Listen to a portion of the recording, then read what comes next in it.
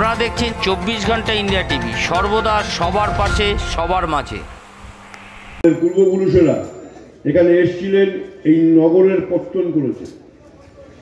সেই লড়াই থেকে শুরু করে আজ পর্যন্ত দাঁড়িয়ে এই উদ্বাস্তু আন্দোলন লড়বার জন্য বামফ্রন্ট সরকারের যে ভূমিকা ছিল, বামপন্থী দলগুলোর যে ভূমিকা ছিল, বামফ্রন্ট সরকার যখন প্রথম প্রতিষ্ঠা পায়, উদ্বাস্তু একটা আলাদা দপ্তর তৈরি হয়েছিল। তার জন্য একটা মন্ত্রী রাখা হয়েছিল, যাদের কাজ ছিল যে সারা জমির পাট্টা দেওয়া যায়, কিভাবে তাদের অধিকার দেওয়া যায়, কিভাবে তাদের ভবিষ্যৎ প্রজন্মকে স্থায়িত্ব দেওয়া যায়। আজকের প্রজন্ম এবং আমাদের প্রজন্মের সামনে ছিল লাল ঝান্ডা। সেই সময় বিধানসভা আরএসএস এর কোনো স্থান নেই। দেশপ্রিয় নগরের কোনো বাড়ির মানুষ বলতে পারবেন না উদ্বাস্তু দলিল পাওয়ার জন্য এই এলাকার কোনো আরএসএস এর গর্ব তৈরি করে উদ্বাস্তু তৈরি করার চক্রান্ত চলছে।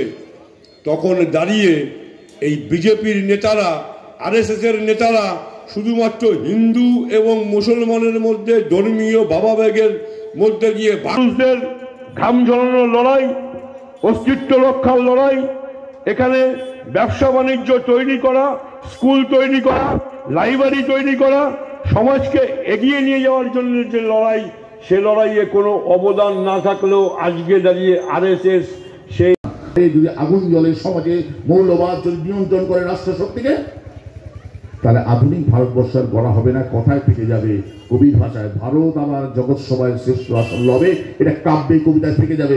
বাস্তবে দেশের নাগরিক গর্বিত হতে চাই, সেই লক্ষ্যে দাঁড়িয়ে উপস্থিত সবাইকে আহ্বান করি, আসুন আমার ভারতবর্ষকে বাঁচাই, আমার উপমহাদেশকে বাঁচাই, মৌলবাদকে ঠেকাই, সম্প্রীতি সব জায়গায় রক্ষা করতে হবে। বাংলাদেশ হোক, পাকিস্তান হোক, ভারতবর্ষে হোক, পৃথিবীর যে কোনো প্রান্তে মানবতার পক্ষে সওয়াল করতে গেলে মৌলবাদ কিনা উপস্থিত করবেন আমাদের পার্টি এরিয়া কমিটির সম্পাদক এবং উত্তর 24 পরগনা জেলা সদস্য কমরেড প্রদীপ মজুমদার।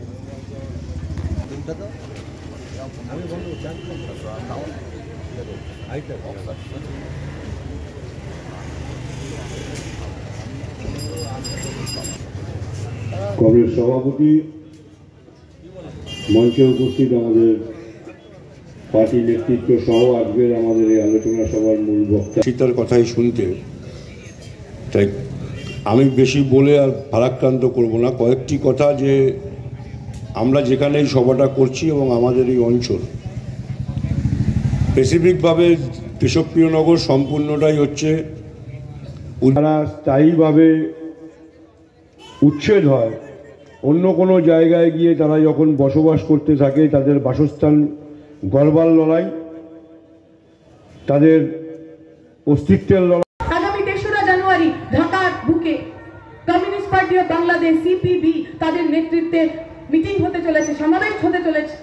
তারা ডাক দিচ্ছেন অসাম্প্রদায়িক বৈষম্য বিরোধী বাংলাদেশের। পরিষ্কার স্পষ্ট, কোথাও তার মধ্যে এতটুকু অন্য কিছু নেই।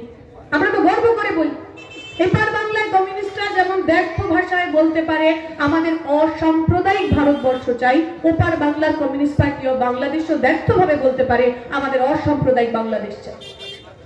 হিন্দু, মুসলমান, হিন্দুত্ববাদ, ইসলামিত্ব এই সমস্ত কিছুর উপরে দাঁড়িয়ে মানবতার কথা বলতে পারে দুপারে বাংলারই কমিউনিস্টরা, লাল ঝান্ডার প্রতিনিধি। আমরা দেখলাম বাংলাদেশের বুকে উদিচি গোষ্ঠী, তারা যারা রিক্সা চালক তাদের নিয়ে মিছিল করলেন, মিটিং করলেন, ধর্মনিরপেক্ষতার ডাক দিলেন। বিএনপির নেতারা যেখানে মাইকে দাঁড়িয়ে বলছিলেন যে কত কত রিক্সাওয়ালা নাকি আসছেন, আমরা শুনছিলাম কলকাতা দখল হয়ে যাচ্ছে। বাংলাদেশের ঢাকার যারা রিক্সা শ্রমিক তারা জানান দিলেন যে তারা কোথাও কিছু দখল করতে চান না। যে মানুষের পেটে ভাত নেই, যে মানুষ 8 ঘন্টা 10 ঘন্টা কাজ করার পর পেটে খাবার দিতে পারেন না, সেই মানুষ কি দখল করতে যাবে? তার ভাত চাই, তার মাথার উপর ছাদ চাই, তার গায়ের কাপড় চাই, তার ছেলে মেয়ের পড়াশোনা চাই, তার ছেলে মেয়ের চাকরি চাই, এর চেয়ে বেশি তিনি আর কিচ্ছু চান। আমরা দেখছি দু দেশে, এবারে বিজেপি এবং ওপারে জামাত, তারা প্রতিদিন তাদের মৌলবাদী কথার মধ্যে দিয়ে, ধর্মীয় উস্কানিমূলক কথার মধ্যে দিয়ে আমাদের মনের মধ্যে যে যন্ত্রণা, আমাদের মনের মধ্যে যে ক্ষত, সেগুলোকে জাগিয়ে তোলার চেষ্টা করছে। সাধারণ মানুষ, যে মানুষ আমার কথা শুনতে পাচ্ছে,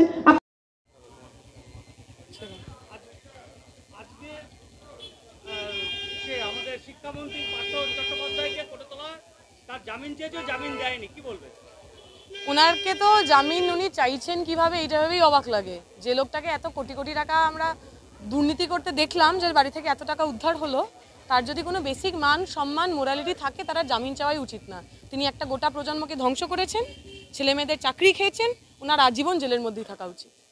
আজকে ডাক্তাররা, সমস্ত সংগঠনের ডাক্তারদের এবং নার্সরা সিবিআই অভিযান করেছিল সল্টলেকে, সেখানে তাদের উপরে আক্রমণ করে পুলিশ, কি বলবেন? ওই যে বিজেমূল, যে কথা আমরা প্রথম দিন থেকে বলে আসছি, তৃণমূল এবং বিজেপি তারা একসাথে তিলোত্তমার খুনি ধর্ষকদের বাঁচানোর জন্য উঠে পড়ে লেগেছেন। তাই সিজিও কমপ্লেক্সে যখন আমরা কেউ আন্দোলন করতে যাচ্ছে, তখন পশ্চিমবঙ্গের পুলিশ তাদের উপর আক্রমণ করছে।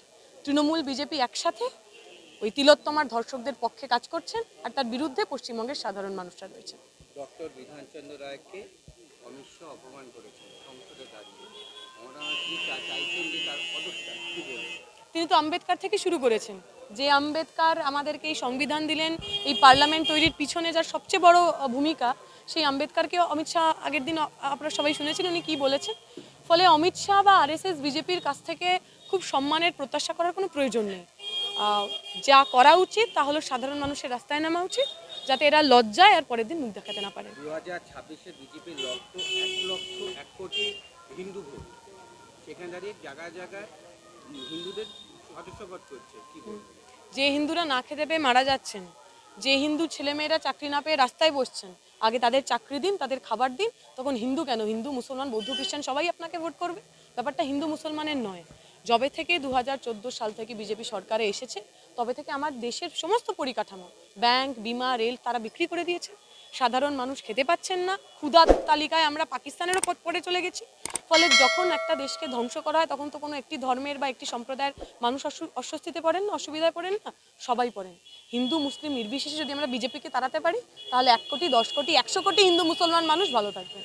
হুমায়ুন কবির মসজিদ তৈরি করে, বাবরি মসজিদে কিছু তৈরি করবে, তার জায়গা দেখা, তার একদিকে হুমায়ুন কবির মসজিদ তৈরি করবে, আরেকদিকে মমতা ব্যানার্জি দীঘাতে জগন্নাথ মন্দির আগামী সরকারি টাকায় সব হবে, মন্দির হবে, মসজিদ হবে, মমতা ব্যানার্জির স্ট্যাচু হবে, ভাইপোর ছবি হবে। যা হবে না তা হলো আমার আপনার বাড়ির ছেলেমেয়েদের চাকরি।